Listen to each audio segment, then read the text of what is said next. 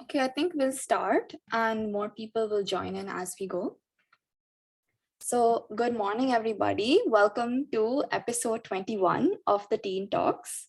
My name is Radhika Soni, and I started this initiative 2 years ago with the aim of helping people like myself, like high schoolers, navigate the future. When students are faced with the choice of what careers they want to pursue, which subjects they want to study, and which colleges to apply to, hearing about other people's experiences with the same problems helps a lot. So I decided to hold sessions inviting speakers from various backgrounds to discuss their journey of becoming who they are today and how they went through the same process of making these decisions for their future. So far, we have had professionals in law, architecture, sales and marketing, entrepreneurship, sustainability, and many more. We have even hosted sessions with students in college, like students from Stanford, Johns Hopkins University, Ashoka, Duke, to name a few. Today, our guest speaker is Rysha Sultania. She is a former student of NPS HSR layout, and she will be studying at Sciences Po University in France. It is the third best college in the world for political science. She even founded a weekly teen newspaper called the Teen Tribune, which has published over 80 issues and has tabloids in France and Pakistan. Along with that, Raisha practices yoga and has taught at different organizations, as well as having completed research internships and a civil law internship. Today, you will learn all about how Raisha launched her own newspaper and how she got to where she is today. So before I hand it over to you, Raisha, could the audience write in the chat which grade they are in so that we get an idea of the age group? So I'll say that I'm Radhika and I'm in grade 11.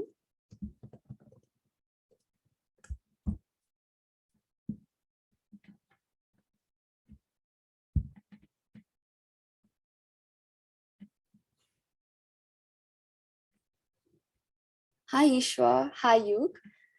So it's like 8th grade to 11th grade, 12th-ish. Yeah. Nice to meet you all.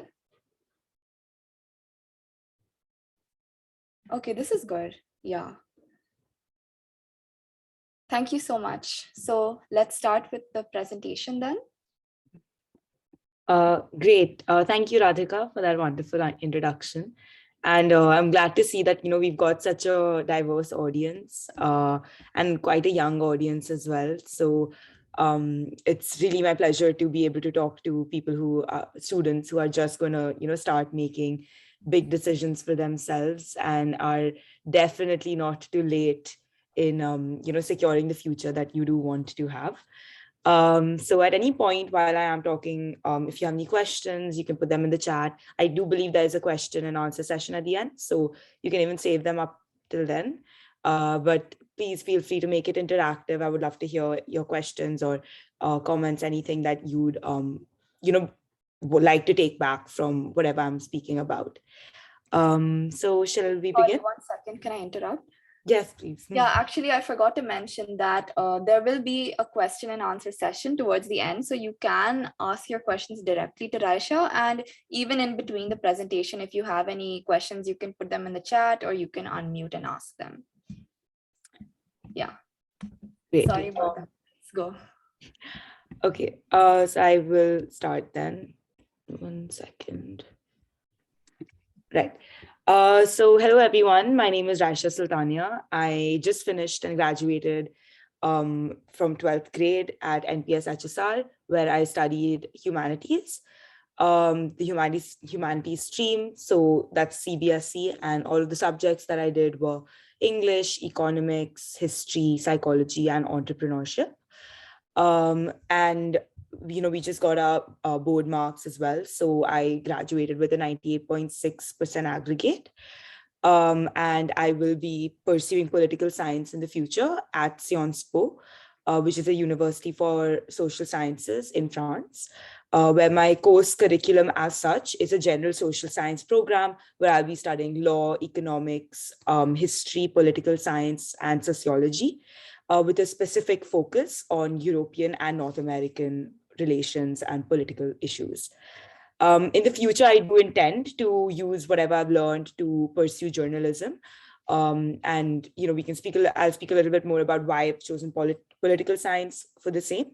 And I know a lot of you are here because you're confused about the places you want to apply to for college, as well as the kind of coursework and curriculums and subject choices that you do have in the follow-up to that decision.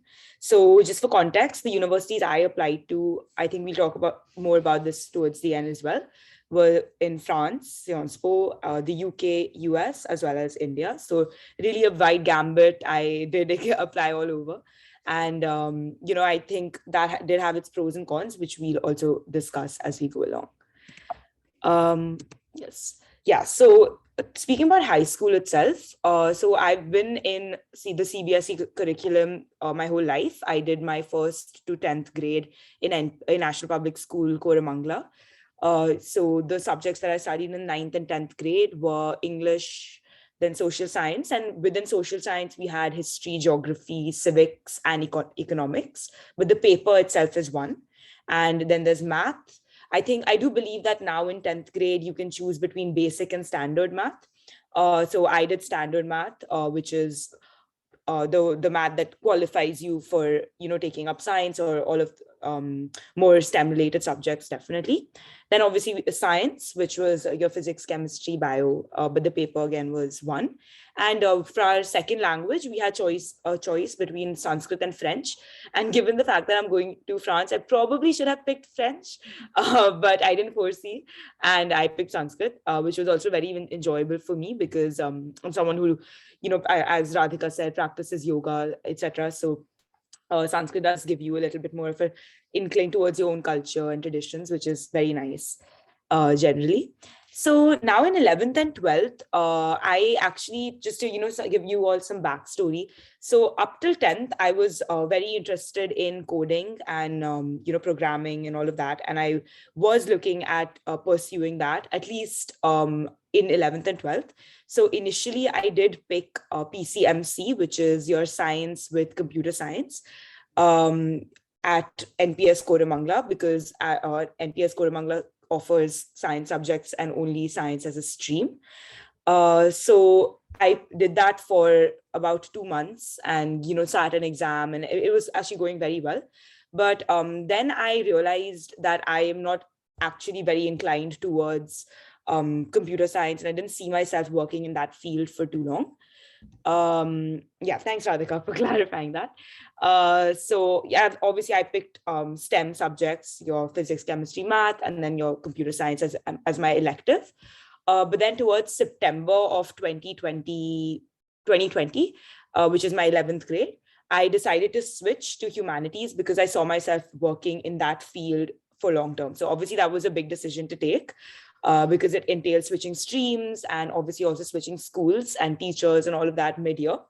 But I would say in hindsight, it was a very good decision for me because, with science, there's obviously that misconception. Not even a misconception, it is genuinely very academically demanding.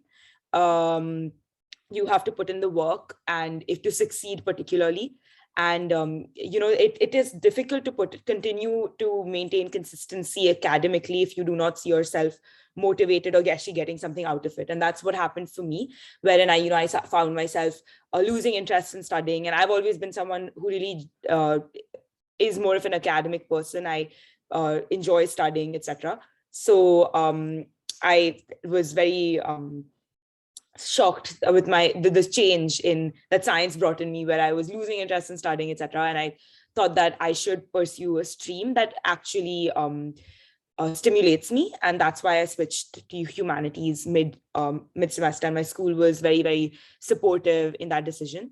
And that's when in 11th and 12th I started the humanities stream, where I'm now studying. I've now finished, but where I studied psychology, history, economics, entrepreneurship, and English. So entrepreneurship was more, about like business. It had a little bit of a commerce feel to it, definitely, where you learn about like your business statements and your profit loss, all of that. Psychology, I'm sure, as you all know, is the study of the mind. You learn about personalities, behaviors. History was in 11th grade more centered towards world history and ancient history. And in 12th grade, it was about like modern history. So modern and Indian history. So a lot of your uh, civilizations, but also your British, the independence movement, all of that. And econ, we had macro and micro. So it definitely covered a wide gambit of the humanities field itself. So coming to my extracurriculars, so another main reason that I did switch to humanities was because within science, I did feel like I wasn't able to dedicate too much time to my extracurriculars because it was definitely more academically time consuming to keep up with, and also develop an acumen to study those subjects, which is why when I did switch to humanities, I got a lot more time to myself in terms of, I wouldn't say free time, but just time that was viable enough for me to invest in other activities, which is why like my 11th grade was definitely very, very busy in terms of non-academic involvement or extracurriculars, you could say. So that's when I started the Teen Tribune, which is a weekly newspaper that publishes your newspaper issues that cover topics, from your social awareness, current affairs, politics, economics, business. It's essentially a digital newspaper. And we were publishing weekly issues and garnered a team of about 80 people who write and design and publish on our website. So that was definitely a very exciting time in my life. I got to speak to lots and lots of people. In fact, ran a couple of series like what Radhika is doing right now for young people to understand what opportunities are there in the future. Also speak to people who are undergoing struggles. Like, for example, we spoke to people from the LGBT community. We spoke to an asexual individual. We also spoke to victims of body shaming, doctors during the pandemic. So there was a lot of conversation, and it was definitely a very educative experience for me. Then other than the Teen Tribune, I think my main extracurriculars have definitely been Model UN. As any textbook political science major, I definitely dabbled in debate and MUN, wherein, so if I think since the audience is within the 8th grade, I'm sure you have at least maybe a little bit of an idea about what MUN is, but just to kind of recapitulate, because I'm sure in 9th grade, it's when it really starts happening more often. And I think now that COVID is nearly waning out, touch wood, there will be more offline months as well. So a month is basically an event where you represent different countries or profiles, and you talk about issues like, for example, say climate change. Then if you are the delegate of say an island country like Maldives, then your stance on climate change will be very different from if you are the delegate of the United States of America, which is obviously a high scale production country. So so Oman is a good way to kind of learn about the world and speak to other people about current issues and learn from each other. It's also a very collaborative atmosphere. So definitely, I would suggest if you are interested in public speaking to look into that. Then yoga for me has been definitely a way to stay in touch with fitness, but also spirituality. And recently I completed my yoga teacher training certificate of 500 hours, which means that now I can actually teach yoga professionally as well, which is what I intend to do in university as well, to just stay in touch with the art and the practice, and also give back, I suppose. Then Kathak is something that I genuinely have really enjoyed participating in. I started Kathak in the 2nd grade and continue till today. So it's a classical dance form, from North India. I'm sure you all have heard of it or watched it, or even some of you may dance. But it's a lovely way to stay in touch with your Indianness, and also practice and have discipline. And I really did enjoy doing recitals, etc. And because I think community service is definitely very important, and everyone does engage with it, you should also probably look into doing that. For me personally, I worked as an English and science teacher in a government school for 3 years. wherein I was teaching students of 4th and 5th grade, along with a couple of my peers. And we were, using experimental methods of teaching them. So through practical learning, as opposed to just textbook learning, which they anyways get at school. Other than that, as Radhika said, I was a yoga instructor and a fitness instructor at an organization, COVID Fit Club, which teaches students, which taught students through the pandemic about fitness, got them in a routine, and the proceeds, I believe, were donated to charity. And other than that, I've dabbled a little bit with your volunteering for NGOs and all of that. So which has obviously been quite gratifying. And the Teen Tribune itself organized its own MUN conference in 2021, wherein we raised about 50,000, and that was also donated to charity of not charity, I would say, but to mental health services during the pandemic, because that was during the second wave. So it was definitely helpful for that to happen. And other than that, sorry, I am ranting a bit, but I just want to give a clear, thorough view of whatever I did do for the 11th, 12th, my high school period. So summer programs, I worked at YLAC, which is Young Leaders of Active Citizenship, on a research project where we researched youth involvement in Indian politics.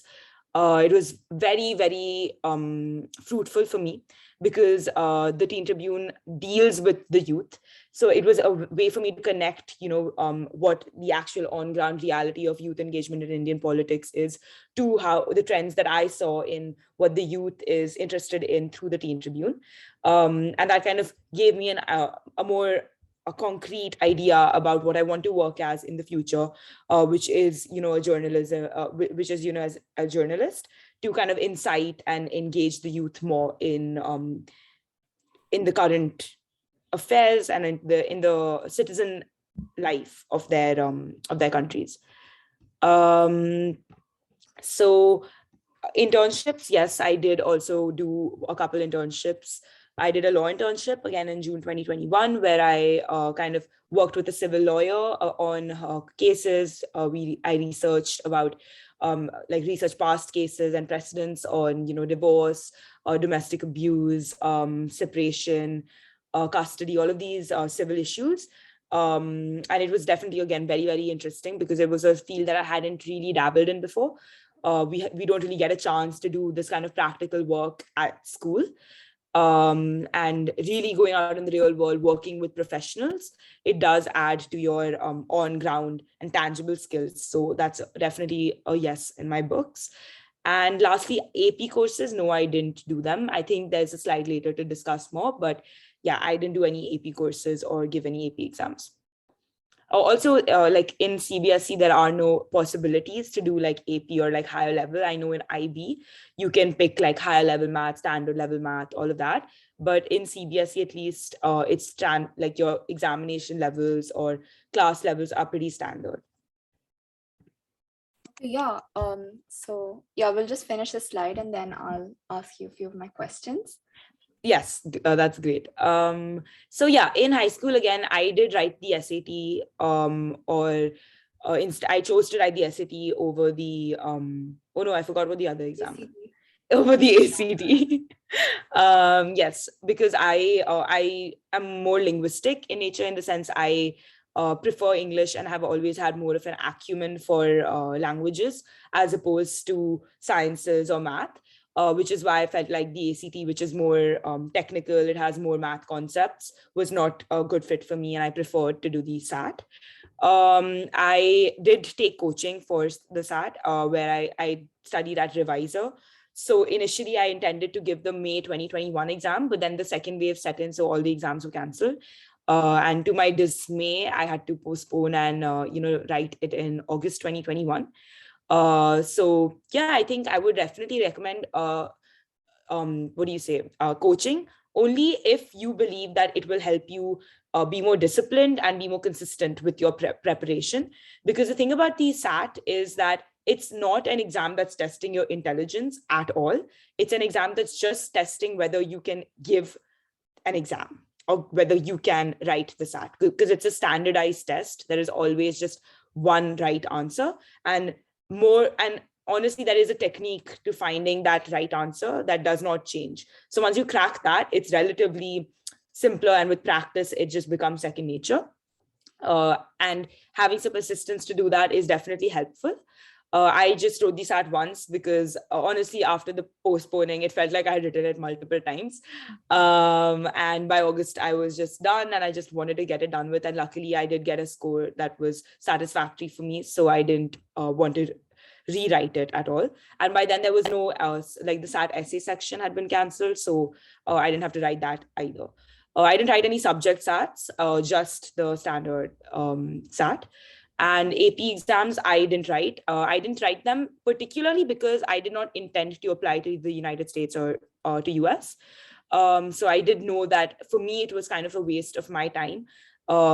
Since, the AP kind of, though it definitely helps, it has helped a lot of my friends who did apply and get accepted to good universities in the US. As well as it does help to cut college costs in the future because you get credit, so you can graduate early. But because I was not so keen on applying to the US right from the get-go, I just thought it was not necessary for me to write the AP. Okay, yeah. So I actually just wanted to clear this up for people who might not be familiar. But so the ACT is another standardized test that US colleges take, but that has a science section as well. And the SAT has an English, which is like a grammar section, a reading comprehension section, and a math section. So some people decide that instead of focusing a lot on the math and the science technicalities of the ACT, they decide to do the SAT, but both of them are accepted in the US. And yeah, so I actually also wanted to ask, so what were your, like which countries did you think of applying to? Like you said that you were not keen on applying to US colleges. So I think like which other colleges were you thinking of applying at this point in time? Right. Good question. So definitely before writing the SAT, I was very, very keen on applying to Ashoka in India. And honestly, I would say Ashoka and Ashoka only in India. And maybe then I thought that, if suppose it doesn't pan out to me for India, then I will, focus on boards and blah, blah, blah, and try to get into DU. Like Lady Shri Ram, because they're very good for political science and humanities subjects in general. So that's about India. And secondly, definitely by then, I was very keen on Sciences Po as well. It was my top choice university because it was very well reputed for political science and the subjects that I wanted to study, as well as it had its perks in terms of the exposure that it was granting me because there's a compulsory third year abroad. So that was definitely a big perk in my books, and it also worked out financially. It wasn't as expensive to attend then as compared to a college in UK or US, and that was definitely a big factor for me. Because I believe that I'm someone who wants to study ahead, my master's, maybe even like a PhD. So that is something I would suggest everyone to keep in mind, like be realistic with your academic goals. If you know that you want to study ahead, then consider look at the finances or look at the financial commitment you'll have to make to a university, the time commitment that you'll have to make to a university, and also speak to your parents about it, because at the end of the day, right, their decision does hold a big say in whatever you want to do. I'm sure they'll be very, very supportive of whatever you do want to do, but it's important to be realistic with your education and what your parents can and cannot provide for. So that's the reason why I wasn't very keen on US. Plus, additionally, I just felt like I didn't want to study political science in America. And I wanted a more holistic global approach, which I was getting at Sciences Po and Ashoka. I did also intend to apply to the UK. And dare I say, simply because the process was a lot easier. And I just was a bit skeptical that I was only applying very keenly to 2 universities. And I didn't have any other top choices to apply to. So I thought that, it makes sense to apply to the UK as well. So these were like the 3 short places that I was applying to. And the UK just needed 1 essay, the personal statements. I was like, it's not too much of a commitment. I can do it. And the US, I only decided to apply to once I got my SAT score, because it was a good score. I thought that, I should maybe try to apply abroad, and see where it goes from there. Okay, yeah, that cleared it up for me. And does anyone have any questions? Yes, please feel free to ask me anything. Oh, and also somebody has asked, hi, I'm interested in pursuing law. Could you elaborate on how you got your law internship and what responsibilities you were given with it? Yeah, I was going to ask, like, how could you elaborate on how you get internships and how do you get a summer program? Like, how do you apply for it? Could you just give us a brief? And then you can also answer this question in particular for MI. Awesome. Yeah, definitely. I think so. The law internship in particular, I got because I had some contacts, honestly, in working within the law field, and the thing about law is it's a very research intensive field until you are out there and actually arguing your case. So, I mean, I know shows like Suits and stuff make it seem very romanticized and great, but it's definitely, I've seen that now through the internship, very, very boring also sometimes because of all the amount of work and research you have to do, but that just makes it a much bigger service as an industry to be in. So that's how I got my internship. I definitely had a contact within the field whose office I could work at, and what I really had to do was attend so at that point courts were all online, so which was a blessing for me because I didn't really have to go, and I could attend the online court hearings and make notes, as well as look at the main stances of both sides and see where there were precedents. So basically I was given a lot of research work to do, past cases that had similar similar a similar scenario to the case that my law mentor was working on at that point. And I had to research that and see whether we could use those precedents in solving the case that was on hand, the current ongoing case at that point.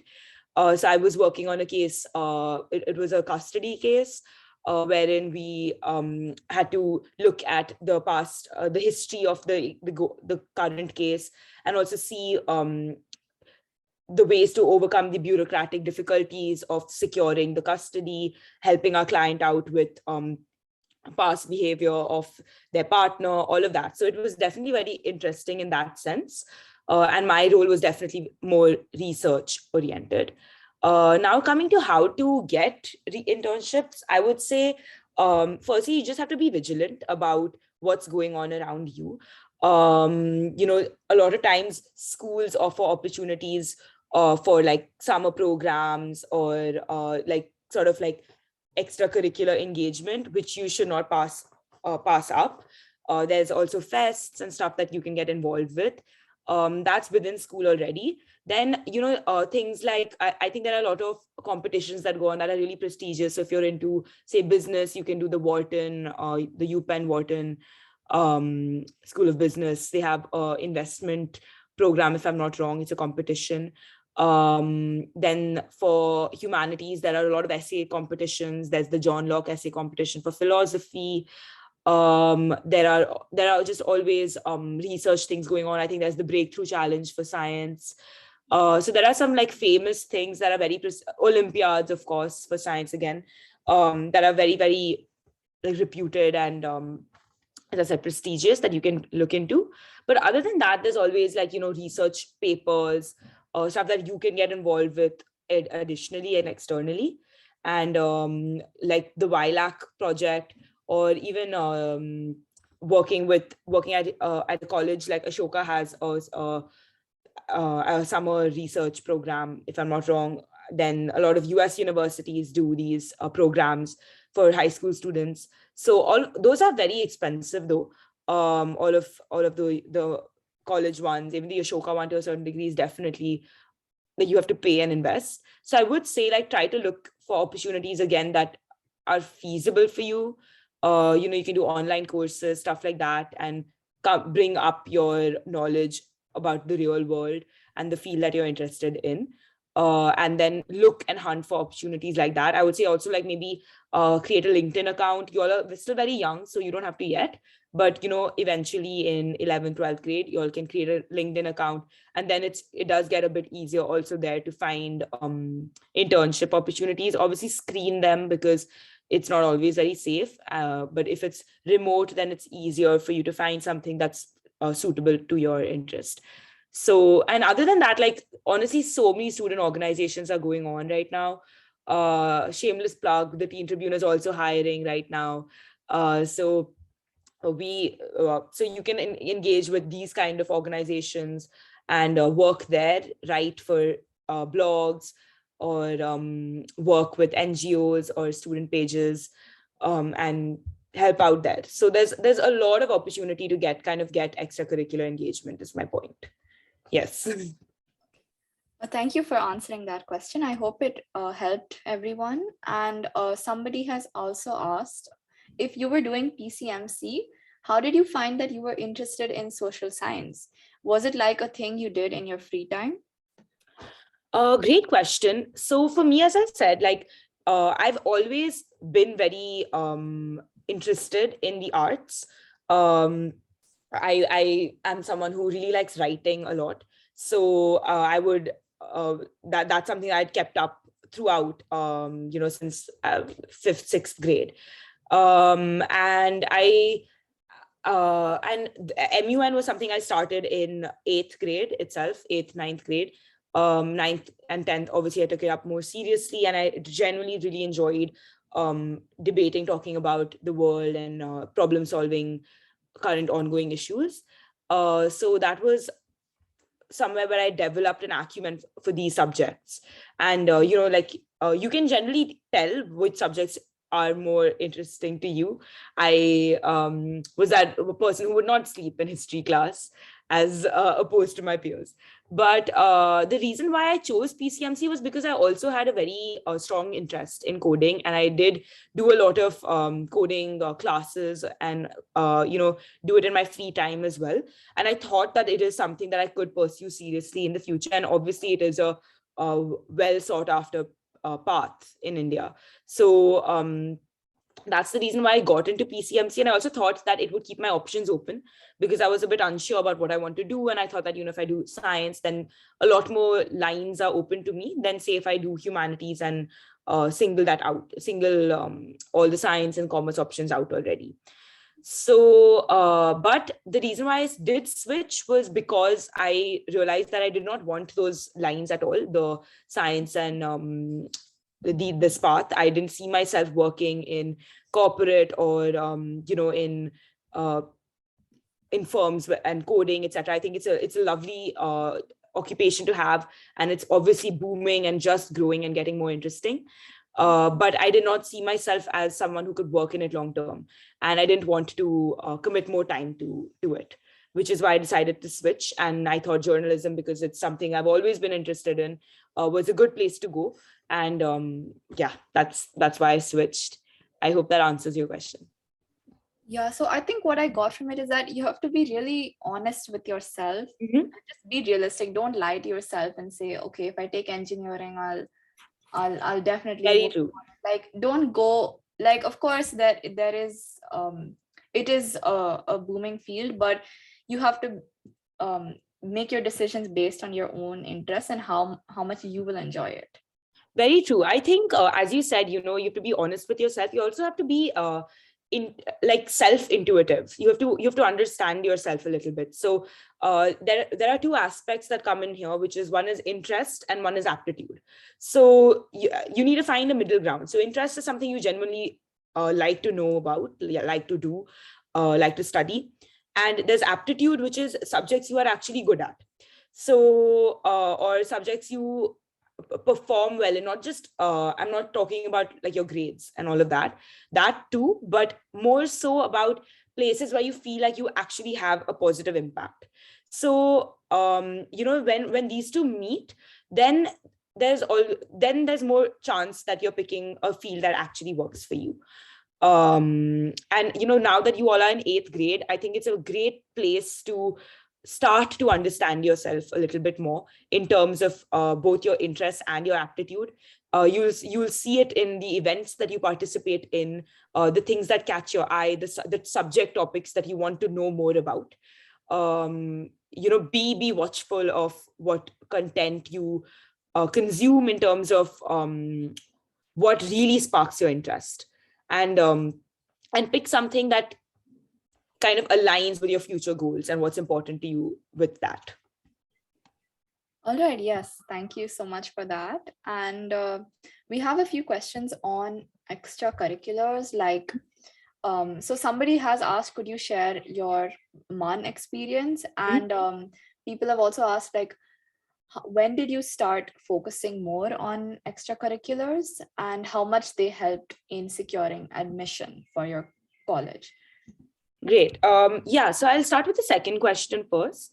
So about when I started focusing on extracurriculars, honestly, I don't think there was a shift in my life where I was like, okay, now I will focus more on extracurriculars.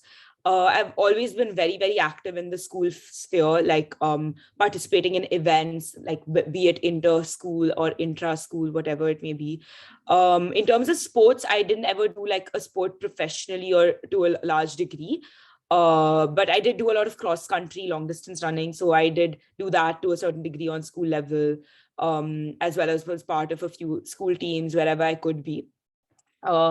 And, since I was doing dance and all of these things in my free time, I did have a solid involvement in extracurriculars already. But I would say I ramped it up a lot in terms of like quantitative things in 11th grade, or like in the summer, the COVID summer. So that's 2020 summer. And that's when I started the Teen Tribune, and the Teen Tribune was definitely my main extracurricular because it took up a lot of my time. And I do think that it is what made a big difference in my college admissions too, because it was something that I could hone and work on over a long period of time and consistently make sure it grew. Which is why I think it's important that when you do extracurriculars, you don't go haywire and try to do everything, but rather maybe focus on one or two things and do it really well and show consistent growth within those things, so that it actually adds value to you as an individual and of course to your application, which is definitely a part of you. So I think I started focusing also more on research and more academic oriented extracurriculars. I did a lot more extra readings for the political science field, worked with professionals, etc. within 11th grade. I think partly because I had more time at that point, and also because I had more interest in those fields by that point. I feel like in till 10th grade, everyone is more focused on their board examinations and all of that. But then in 11th, you start to realize that you do need to do other things as well. And, now that you all are in 8th grade, 9th grade, you do have more time maybe to start exploring different things, but find something that you genuinely really like and try to expand that more, rather than just doing the bare minimum in many, many different fields. So that's that's about extracurriculars, I would say. And I do think that they do play a big role in college admissions. At least they did in the US, I think. They do a lot in the US. And I do think that they did play a big role in my Ashoka as well as my Sciences Po application. Maybe not so much in the, I'm sorry, is there a lot of background noise? No. Okay, so so they didn't play that big role, I guess, in my UK admission, simply because UK is more based on your marks and stuff. But for the UK, you have to do a lot of extra reading, especially if you're in like a field like if you want to study something like political science, history, economics, etc. So those kinds of extracurriculars are also important, where you work. You can even internships help a lot for UK admissions. So yeah, extracurriculars do help. But I won't say it's that extracurriculars are it. It's more about what did you get from that extracurricular? Like, what did you learn and how do you present it? And if you present it in a way that really shows that you had some sort of positive growth, even if you do like one or two things, that's great, because you really focus your time there and you learned a lot from it. And that's what colleges are looking for at the end of the day, just to see that you can take an opportunity or make the initiative to take an opportunity and derive so much value from it. So that's about extracurriculars. Okay, thank you, Raisha. And somebody did ask about the MUN, but I hope it's okay if we can save that for a little bit later. Let's talk about the Teen Tribune now, and then when we go on to the other things, then we can talk about MUN. Great. Yeah, so the Teen Tribune, as I said, is a weekly newspaper, a digital newspaper that I started in September 2020. It was honestly just a way for me to portray and write and talk about diverse issues or problems, not even problems, just phenomenon, I would say, that are going around the world. And I'm someone who enjoys writing, but not just enjoys writing about, say, politics or, say, poems or like a given field. I have always really liked to write and think about different things, and I felt a newspaper kind of encapsulated that diversity instead of just a blog or something more singular and niche in that sense. So the brainchild came about in April or May of 2020, when I had more time after 10th grade boards and all of that. And I then decided that, okay, I want to do this. And I was not sure how I'm going to go about it. So I decided that I don't want to be, one of those student organizations that announces grandly that, oh, this is what it is. And it recruits people, but then has no idea what to do with it. So, and then, just disintegrates. And that unfortunately is a big trend that happens with many student organizations. So instead, I thought that I'll first create the first newspaper issue all by myself. So write all the articles, design it entirely by myself, put it up on the website, and do it all in the way that I think it should be. And I do think that really helped, because I kind of got a sense of the different topics that we can write about, the ways we can interpret it, how we can put the layout and present it to the audience in a readable and interesting way. And once that was done, I created the website and put it there. And I'm very lucky that it picked up and got a lot of interest. And we did get a team very quickly on board, and of about 25. And within, so the week that I published, the very next week, we were able to publish another issue with a new team, wherein, it's that we had columnists who were doing your politics, your reporting. Then the reporting part obviously was had to be very last minute, because you can't have stale news. So as we were going issue by issue, there were new issues that were new problems or hindrances that would come up, and to tackle those. And along with the newspaper issues, the digital issues, we did a lot of external stuff, like we did podcasts. We did one newspaper issue that was entirely a podcast. It was themed on the Pride Month. So people were talking about acceptance, equality, all of that, all of those very, very relevant topics. And along with that, there was on Instagram, I hosted live sessions, as I spoke about earlier, with professionals who, about the struggles they faced, very similar to what Radhika does. And I think in that sort of setup, it was easy to have an organic discussion with people about the issues and about the trends that they've observed in the world, and how that can help other people. And along the line, we decided to expand internationally as well, and start the tabloids, which is basically a way for the youth of other countries and other communities to start their own newspaper that focused on topics that were more relevant to their area. You can't expect Indian teenagers to talk about, say, French problems or French issues and news headlines as accurately as people living in that place or who have grown up in that culture would. So we started tabloids in Pakistan, France, and Texas, and and we've continued, and now we're making a few changes, wherein we're from the place where we were earlier in terms of newspaper issues. We're now moving on to a more daily setup onto a website, which is more interactive and more engaging for our readers and our writers as well. But I'm really happy that the Teen Tribune, what it gave me was definitely a way to talk to people, engage with them, and problem solve in real time, because when you are taking on a leadership role, there are a lot of challenges that come up that you don't realize. There are things like scheduling, there are people not responding to messages and all of that. Then there's obviously just the idea of how to keep growth consistent and not let things stagnate, and how to maintain a discipline and create a work culture that is within your team, that is healthy and pushes people to perform. So I do think that the Teen Tribune was a big part of my life, and it has definitely shaped who I am today. And essentially, it is definitely what I think factored into a lot of my applications, as well as my future goals of being a journalist, because I've been able to experience that at some degree through the Teen Tribune.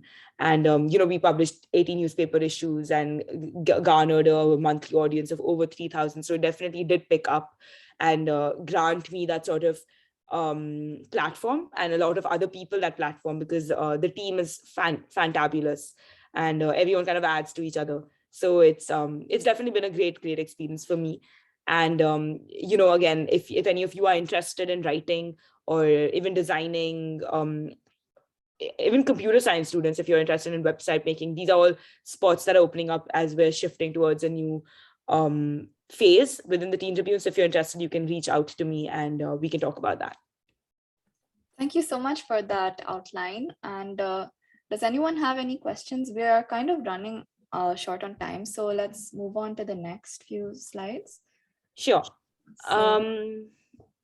Yeah, I think this is just very quantitative as a slide. Honestly, it's just to talk about like a work division or a resume division of how my 4 years in high school looked like. In grade 9, I think, was when I did a lot more of MUN's school competitions, more so, as well as I was appointed within the school council as the secretary for our literary organization, literary association. And in 10th grade was again like continuing my other extracurriculars, dance, school work, cross country, and writing, all of that, as well as we had boards that time, so I couldn't do too much of extracurriculars, but I did focus a lot on my boards, and I was able to get a 97%, which was good. And in grade 11, again, as you can see, it was definitely more heavy in terms of my extracurriculars. That's when I started the Teen Tribune, and I think that took up a lot of my time as just one activity. And I worked with WILAC on their research paper, and in May and June, there was my law internship, as well as I did a market research internship as well, where I basically just looked at different real estate firms and did a cost analysis for a firm based in Mumbai called Prozone. And in grade 12, I wanted to give the SAT in grade 11, but I felt like I needed some more preparation time, and I thought that it's all right, I'd rather do a good shot at it than get it over with now. So I prepped over 11th grade, and then I decided to write it just entering 12th grade. And I had my CBSE boards, as I said. So they were split into two. So we had the first board in December, and the second one just got over in June. And as I said, the results came, so that was also good. And I was appointed the president of our Commerce and Humanities Association at my school. So again, organized a couple events. I was also within the core team of our annual school fest. And definitely, I think a big thing that takes up a lot of time is your college process itself. So I think that starts around, now I can't recall, but I think it started for me around August, where I started working on my essays for UK first, because I had an October 15th deadline. And after that is when I continued with US immediately, because I had October 31st deadlines, and and then I had my Ashoka right then, which was a November deadline, and then Sion. So it's back to back, and I think it only ended properly in January once the regular decisions for US were done. All right, thank you for that overview. And actually, some people have asked, like, you've done many things. So how did you manage your time? Yeah, I think for me, time was something that scheduling really helped with. Like I would every day, I really have used, the reminders app on my phone a lot, wherein every day I just schedule and look at all the things that I have to do. I think it's very important, again, to be realistic when you're setting goals for yourself. You have to understand your own working style a lot. So for me, I work very well in the morning and not so well very, very late at night. Although sometimes that shifts as well based on how things are going and stuff. But I generally also like to get my fitness and all of that out of the way in the morning, finish exercising and doing my personal things early in the morning so that I get the whole day to work. And that's important to schedule in for yourself as well as things that are very important to you. Like, for example, for me, it was just taking leisurely walks with my friends, all of that. So it's important to know that these are things that matter, and you can't be working like a robot all day long, because that's not going to end up happening, and you start to hate whatever you're working on. So with studies itself, obviously I was more strict with myself during exam time. But what I think is something that's really underrated is just paying attention in class. At least for me, like I know like online classes, like my 11th and 12th was entirely online. So it was very easy, and I did very often fall out of touch with what's going on in class. But the times when I was listening, it was a lot easier to make sure that I scored well in my exams, because I already kind of knew what was going on. And for me, like, my study style has always been very intensive in terms of writing notes and all of that. So I did make sure that I had made time for doing that before exams, and then consistently using those notes itself to study for the forthcoming examinations as well. So for time management, I would say maybe make at least like a day's schedule is really important, but also know, like, over the week, what are the things you have to do, and set goals that are more realistic. So if you know, for example, that this week I have to study XYZ chapters, then don't only say, okay, today I'll study all of it, but maybe set a more realistic timeline, like, okay, by the end of the week, I'll be able to do this with my extracurriculars and with my fun activities as well. Um, and I think that it's honestly about practice as well. Slowly you do realize that, okay, me thinking that I can do like one chapter in 2 hours, like, it's not going to happen. I need to be realistic. It will take 3 hours, and I will put in those 3 hours. I'll cut one off somewhere else. And it's also important to stay in touch with your friends also, but be realistic with that time as well. It's easy to lose track of, but don't miss out on 11th and 12th as experiences. Go for fests and events like that. And also, something that's really important, I would say, is with your extracurriculars, try to get the most out of it, also based on your interests. If you can make your, suppose you want to study economics, if you can make your extracurriculars based on economics, that kind of kills two birds with one stone, right? Like, you can use that to make your application a lot stronger. And then whatever activity you're doing, suppose you're attending a fest and you're participating in an economics event, you're simultaneously learning about economics as a subject, you're able to get some value out that you can put into your applications, and it's not a waste of time, because you're also having fun, which you should, and you're also not like you're not being unproductive. So be smart with your time. Yeah, thank you so much. And we'll just go over, like, so how did you decide not only which country to apply in, and deciding, we've already covered how you decided what you wanted to study, like, you were passionate about this social sciences, and we've already covered that. And can we just cover this slide in brief? Sure, yeah. So as I said, I decided the countries I wanted to apply to solely based on the subjects that I wanted to study. I did the very standard political, like, top political science universities in the world, and I was able to kind of use that for a list. But honestly, it's also important to realize universities that are just good for your course and also maybe aren't very, very well heard of either, and put those into your list when you're making your college list. I think because I was applying not to the US, I didn't have to focus too much on a college list initially. But then later, because I was not that keen on going to the US anyway, I just decided to apply to a few handful of the top universities just to kind of give it a shot.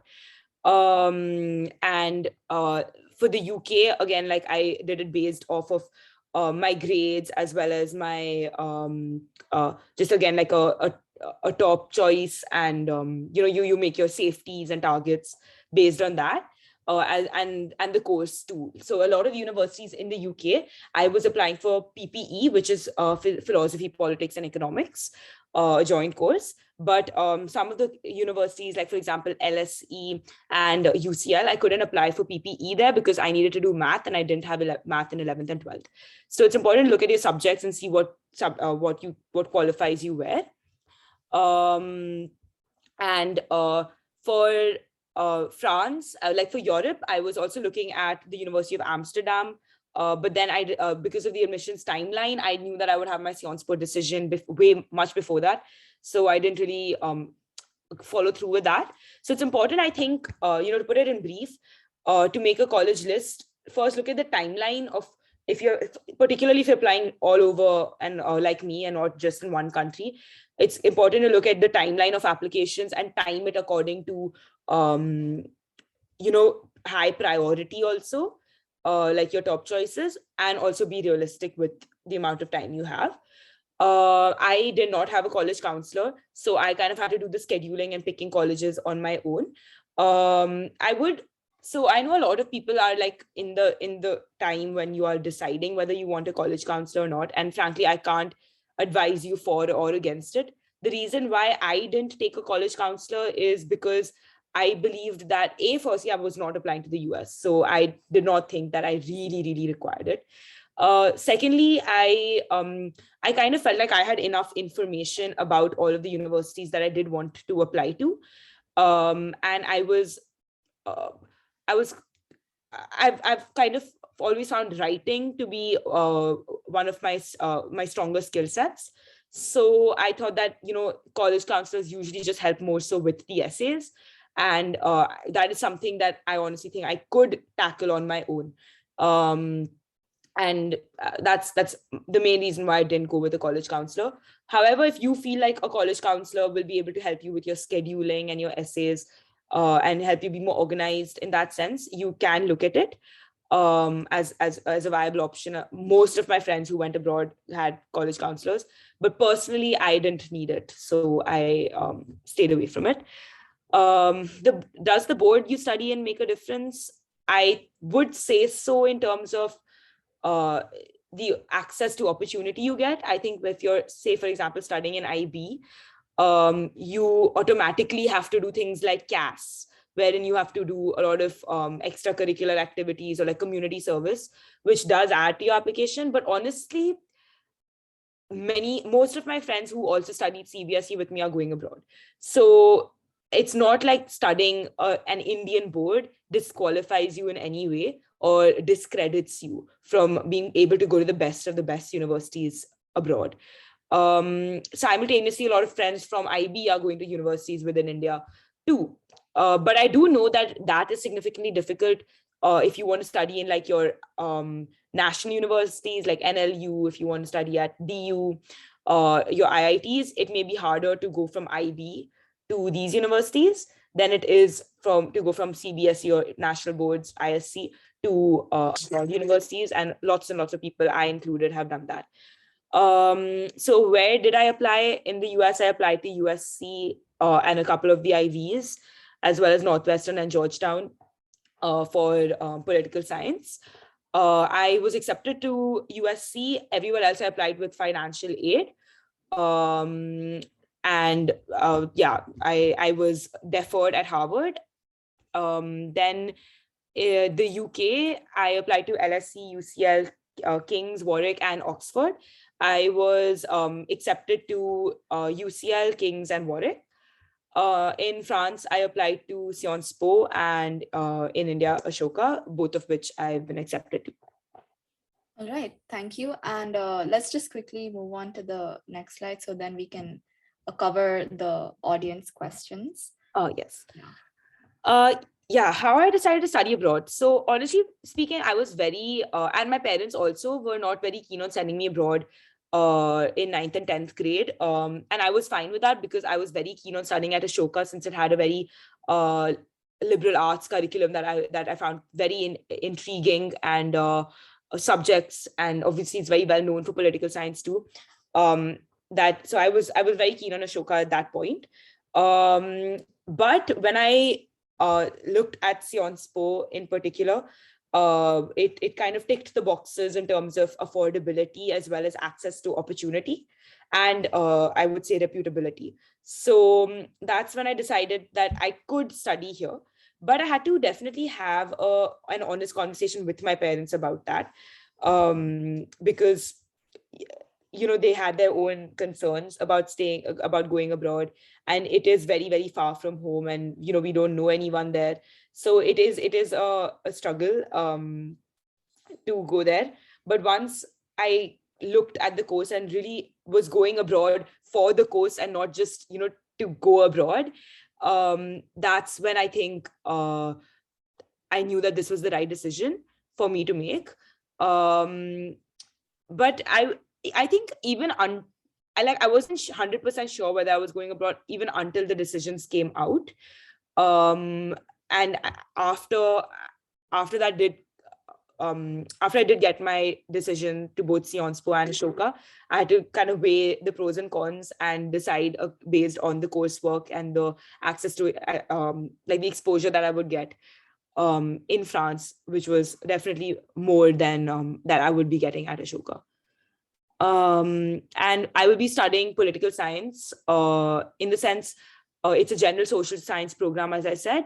So that kind of will introduce me to all of these different humanities subjects.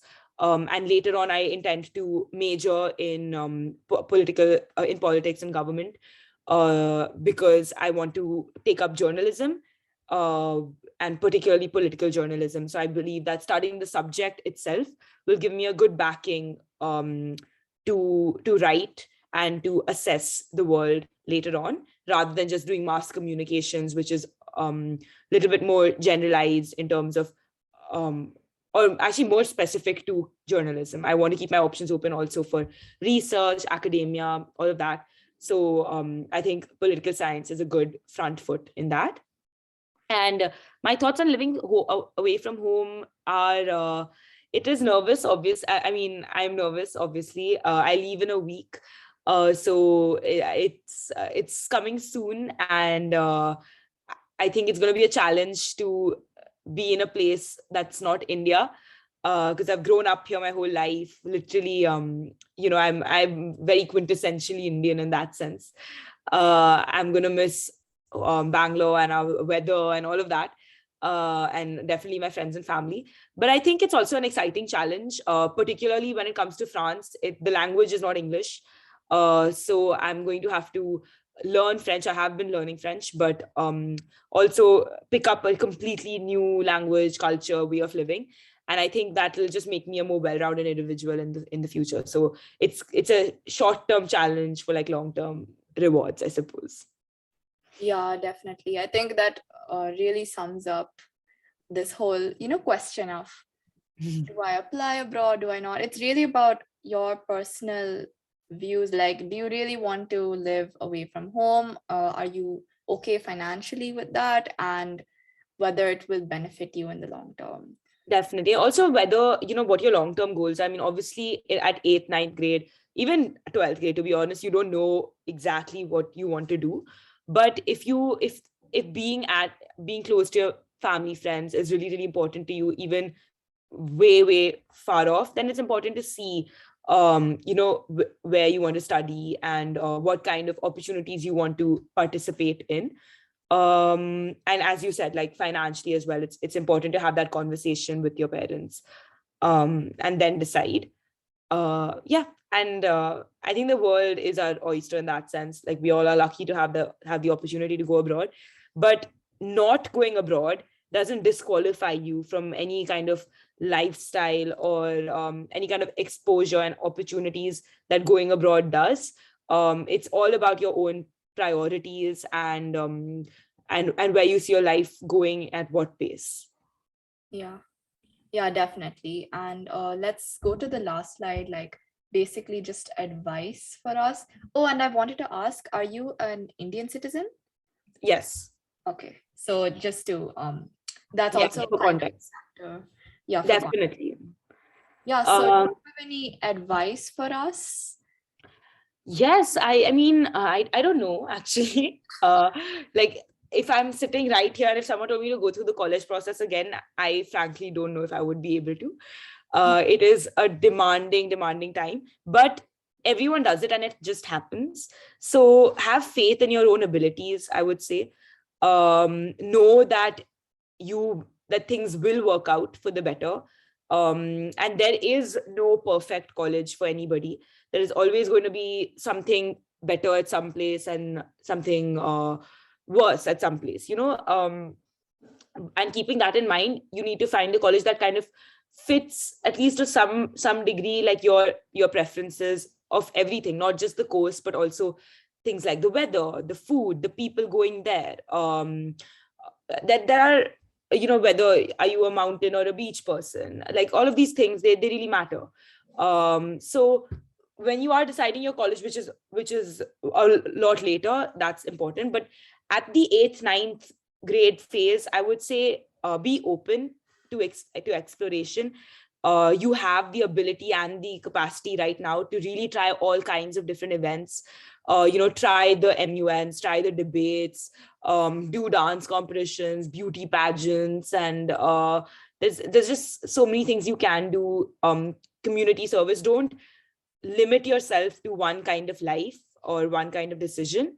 But when you do find something that really interests you, look at ways that you can grow within that field. So for example, if you're someone who really is 100% sure that you want to work in law, look at what you can do within law.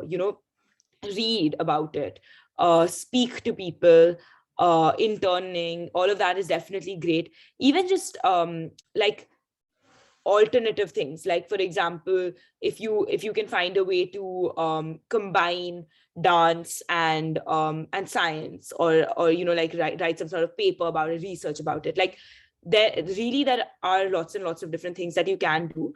So find something that really interests you, and try to stick with it and grow within that field. And I think just take it a day at a time. Don't get too overwhelmed, and don't compare yourself too much to other people.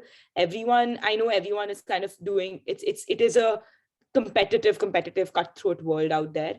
But at the end of the day, you live for yourself, and you do things that genuinely spark your own interest.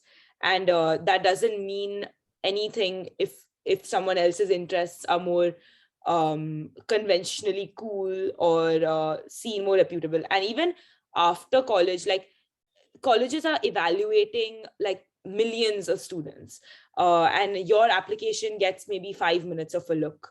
So no, there is no way in hell that that college or that person who's evaluating your application is going to know everything about you, or your personality, your interest, and what actually makes you such a special person in 5 minutes. Definitely present yourself the best you can, but if it doesn't work out, that doesn't reflect anything about you. It's very much so, it's not as simple black and white as if X person got in and I didn't, X is a better person than me. That's just not true.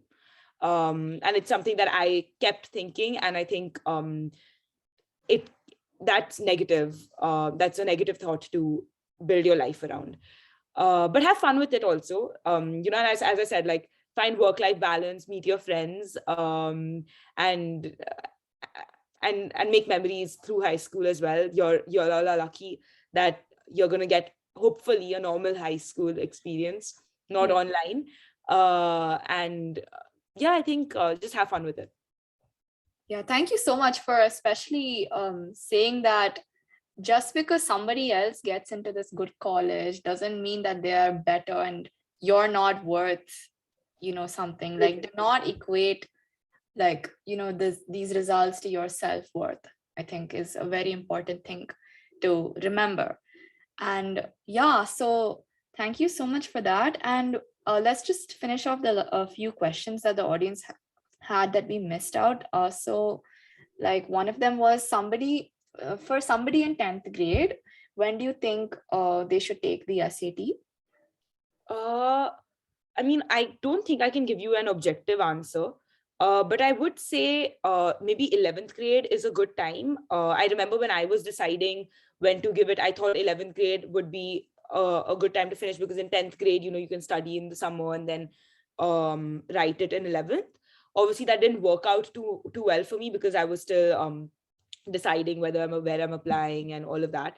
Another thing to add was, the only reason why I did write the SAT entirely was because Ashoka accepts it. Otherwise, I was not going to write it at all.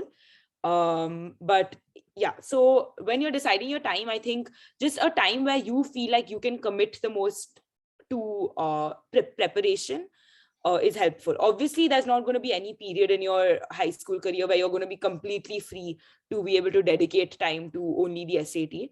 But definitely there are, patches. So for example, like 12th grade, people are already busy with applications, and your boards, etc. And also, say for example, you do want to give a reattempt, or you want to write the AP exams, then there are these scheduling things to keep in mind. So maybe just look at the SAT schedule, the ACT schedule, see when they are conducting the exams, and fix a date that's maybe 3 to 4 months after you begin preparation, so that you can do the exam justice.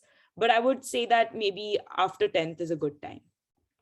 Yeah, I think even I would like, from what I've heard and like previous speakers on the talks, that once you finish 10th grade, you also learned the syllabus of the SAT. So before 10th grade, you would have to learn it a lot, but by the time you finish 10th, you've also learned a lot of what is tested. So yeah, I think 11th grade is good. Yeah, I think that's true. Yeah, and I don't know, does anyone have any more questions? You can even unmute and ask them. And I would also like to mention that we have had a guest speaker from Ashoka University, and I can send the link in the chat box for the recording if anyone is interested. And does anyone have any more questions? Yeah, please feel free to ask anything about even just getting through the application season. It's definitely grueling. But I think in 8th, 9th grade, it's important just to find your interests and explore freely. Yeah.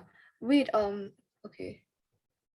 So actually, I think I forgot to cover can you share your MUN experience? Yeah, sure. So I did a lot of MUN starting in 8th grade, but more so in 9th and 10th grade. I did about 15 or 20 MUNs, wherein I also was part of the executive board for about 4 or 5 MUNs, as well as my inter-school and intra-school MUN conferences. I was lucky and I think to place as well and win some accolades at different MUNs. I think like TISB, then Amatra, what else? Greenwood High, all of the good conferences as well. I did not do too many months in 12th. And in 12th, I did not do any months. I organized one as Director General within the Teen Tribune.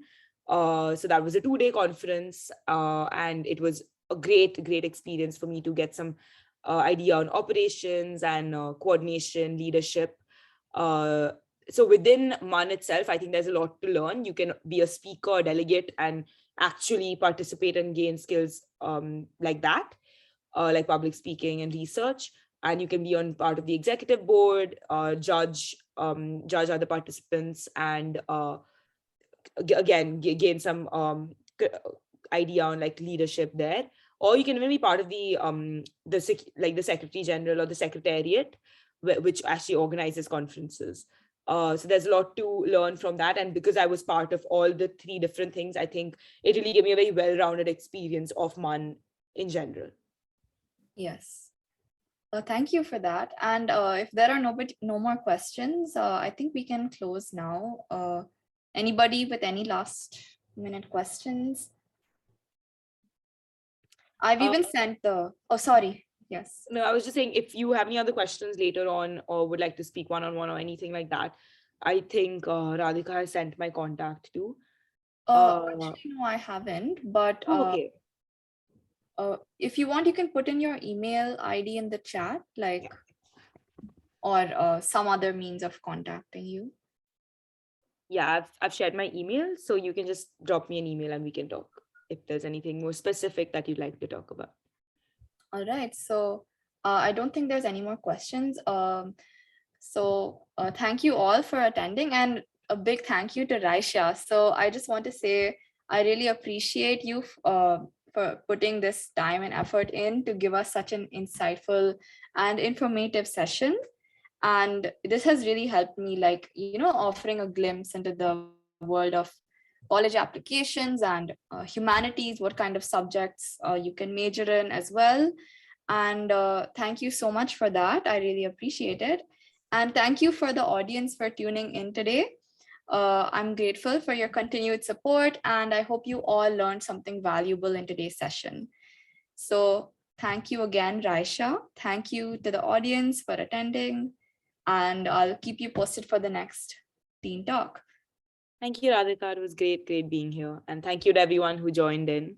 And have a great Sunday. Yes, good luck for your college and hope you have a great time there. Thank you. Thank you, everybody, and see you.